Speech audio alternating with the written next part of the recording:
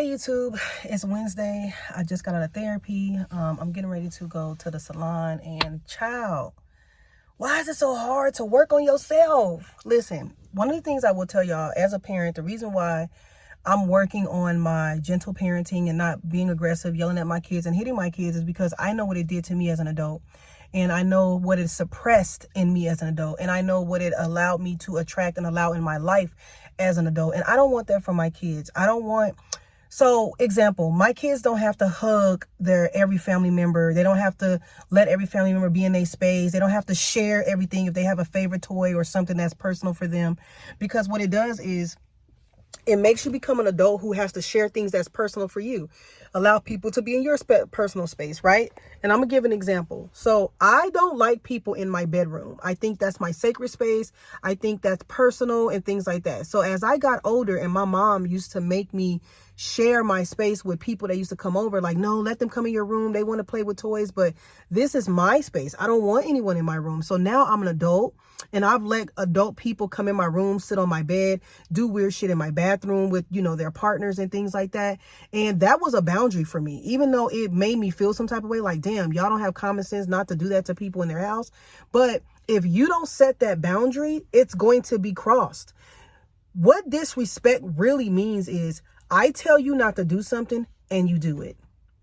If you never communicate that with someone, it's not really a boundary. I'm going to sit you guys up here because I'm not going to hold y'all this whole time. And I'm not editing this either, okay? It's a boundary. Y'all can see the trash can back there. I don't like that. It's a boundary. If I don't want you going in my refrigerator and you're a guest, it's a boundary. If I don't want you in my kitchen and you're visiting, it's a boundary. If I'm dating you and I say, no, don't kiss me in my mouth, I don't know you, and you go to try to surprisingly kiss me, it's a boundary. But we are taught, like, your uncle wants a hug, give him a hug, you better hug him. So those boundaries are broken when we're kids.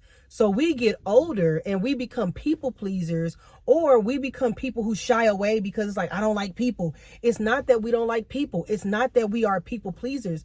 It's that we were conditioned to believe that if we tell someone, no, this is my bubble, that it was wrong. If we tell someone, no, I'm not ready to have sex with you, that it's wrong. No, my child does not have to hug you. That is wrong. It's disrespectful, especially if a child does it, right? But we don't never think that child is going to grow up to be someone's husband or wife. This child is going to grow up and navigate in the world. And if you taught this child their whole entire life that they have to hug just because that's your friend and that's your uncle and they are to be trusted, you're actually not teaching your kid how to be self-aware of their feelings and their emotions and a bad vibe.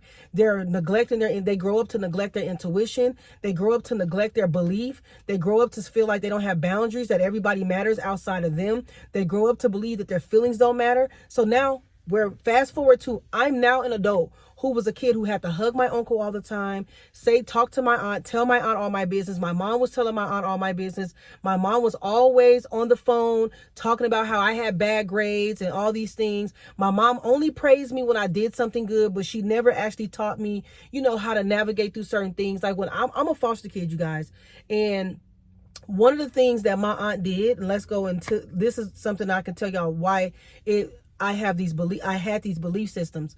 I was like 5 or 8, right? And my aunt used to keep money inside of her drawer. She didn't believe in the bank. I was 5. I didn't know what money was. And I knew that she goes in there and she goes to the store.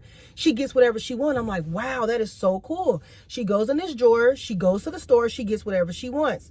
So I go in the drawer. As a kid, I'm like, I don't even think I'm supposed to do this, but I'm 5. So I'm like, okay, I see my mom do it. I see my auntie do it all the time. So maybe it's normal. So I take at the time, I didn't know it was $100, but I take $100. I'm 5. I'm not in school. My mom is on drugs. I'm bouncing from house to house. So I don't even know what this money value is. So I take $100 and my auntie finds out about it, tells my auntie, and my auntie packs my bags up and take me to Child Haven and pretty much tell them I don't want to deal with her. She's bad and she's a thief. I didn't even know what that meant. All I knew was I saw my auntie walking out the door and left me there.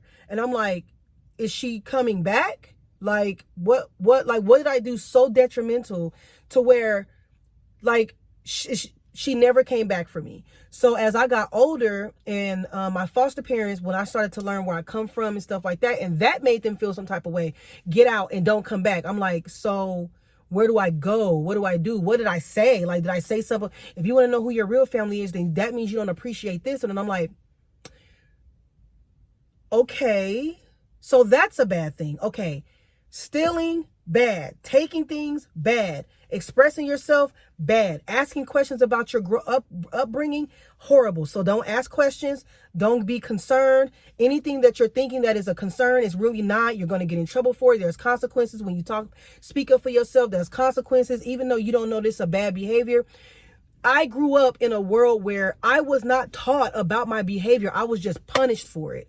So I wasn't taught about anything. I just got whoopings. Another incident. I was in Walmart. I love Bow Wow. Mind you, I'm 10. I'm in a foster care at this point. I don't know anything. I just got stripped again from my mother, abandoned again from my mother. So I'm in another strange home. So I'm like, oh, I like Bow Wow. So I opened up the case in Walmart and I take a picture. And I'm like, okay, last time I took something, I literally froze and said, last time I took something, I got dropped off with a group of strangers. So I put it back. I was like, oh, nope. I literally put it back because the last time I took something, I was dropped off somewhere I didn't know. So I was like, that scared me. So we made it to the front door and the manager stops us and was like, she has something that we want. I was like, I don't, I put it back. I put it back. I put it back. I don't want to get dropped off to a bunch of strangers. Please don't drop me back off at that place. Like, this is me. I remember it vividly. I'm 34 years old and I remember this like it was yesterday. Like, I can see myself being walked. Like, I see, this is how traumatic this is what parents are doing to kids. And this is what's happening to us as adults. So my mom was like, oh, okay. Even though I didn't take it, I put it back. She took me home. She pulled a switch off that tree and she beat the living hell out of me. I never even got hit before. Like, my mom was a crackhead and she never hit me. My auntie, she just took me somewhere in a bed, but I've never endured that much pain in my life. So when she hit me, it muted me. I don't think I talked for almost a year. I did not talk for a year and I got punished for that. It was like, you don't want to talk? You're being disrespectful. So it was just, there was no right way to turn as a child. So I grow up now and I'm like, I'm just not going to express myself. I'm not going to tell anybody anything. I'm just going to shut up. I'm going to keep my mouth closed. I'm just going to make sure everybody's happy. And I've done that and that still doesn't work. Ta-da! People pleasing doesn't freaking work. They still mistreat you. They still abuse you. You're still not enough. You want to know why? Because you're not enough to you. Because you've been told your whole life that everything you do is wrong. No one's teaching you how to regulate your emotions, teach you through your mistakes, walk you through your mistakes, telling you the pros and cons of your mistakes. What they're doing is immediate consequence. Oh, you want to ask me questions about your mom? Get out. You want to take money, even though I've never been taught about money? We're dropping you off. Oh, you want to open things in stores and put it back? I'm going to beat the hell out you. There was no... Listen, baby, when you go in the store and these things happen, blah, blah, blah, this is why this happened. But no one ever knew that my crackhead mother trained me to go into the stores and take things and just walk out. She didn't tell me I was stealing. She just was like, oh, you can go in and get whatever you want. I was 5, 6 years old. I'm like, oh, so I'm bouncing between a family who don't steal and a family who do steal. One family was dropping me off because they felt like I was a thief, when the whole time my mother's teaching me that it's okay behavior. Go into the foster system where the foster family is beating the shit out you because they just think you're bad and horrible because you're already labeled as an unfit child, as a kid that's bad, as a kid that can't be fixed. Do y'all know what that does to a child? And we still want to condone the behavior of beating a kid. We still want to say kids don't matter. Their feelings don't matter. We still think it's okay not to sit and talk to our babies. Matter of fact, not even about them. We don't want to sit with ourselves and figure out, why do we think that it's okay to take our hand or a belt or a shoe to our child and hit them? That's a self thing. That's a self-belief. We don't want to sit with ourselves to understand that.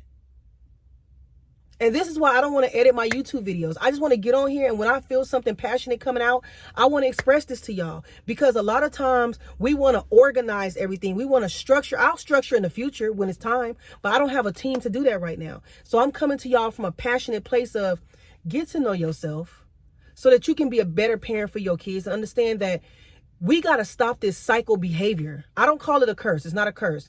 It's cycle behavior patterns that we have learned and picked up based on what our parents told us how this goes. And it ain't working for us. We're people pleasers. We're scared of humans. We don't know how to make friends. We don't know how to find good relationships. We don't know how to love ourselves. We think if we spend $300 on ourselves for something that we really want, it's a bad thing. No, it's not. That's not even a good thing to feel. This is bad. We've been conditioned to believe that.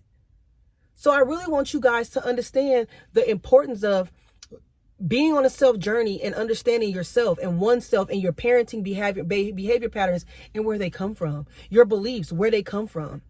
All right. You guys have an amazing day. I'm going to go ahead and get ready for work today. And thank y'all for watching my YouTube channel. Definitely subscribe. I appreciate everybody that do subscribe, comment, give me feedback. I totally appreciate every single one of you. And I want you guys to comment and give me some extra feedback. What is some behavior things that you just now learned that actually hurt you as a child or even helped you? I would love to hear what type of things helped you, because sometimes that stuff can help you more than it hurts you, whether we believe it or not. So you guys have an amazing day, and I can't wait to see y'all next week.